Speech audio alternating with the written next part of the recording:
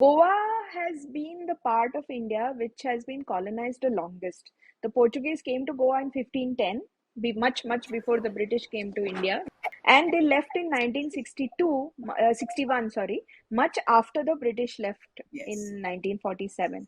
And in this 450 years of rule, the first 150 odd years were the most brutal ones. At that point of time, they controlled very few areas of Goa, mostly the coastal areas, three districts basically, Bardes, Tiswadi, and Salset. And those areas that had these beautiful temples along the coast, along the rivers, all of these temples were destroyed.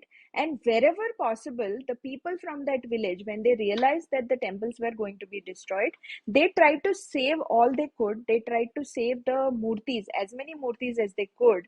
And in those days, when traveling was so difficult, they physically carried those murtis, and those murtis had to be carried with a protocol, remember. It wasn't like you just carried a murti and you ran away with it, put it in your backpack, and went somewhere. No, it was a murti in the puja.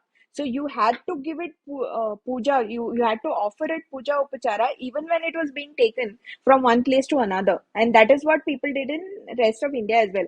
Meenakshi Jain Yes. ji has documented it in her book. But the Goa.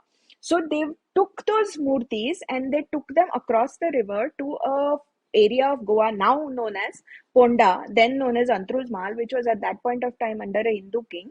And they kept those murti there, and for about 100 years or so, those murtis were housed in very small makeshift structures, which was basically like thatched huts. But people did pujas there. They didn't allow the murtis to be destroyed. The temples were destroyed in many places, churches were built, but they didn't allow the murtis whenever possible.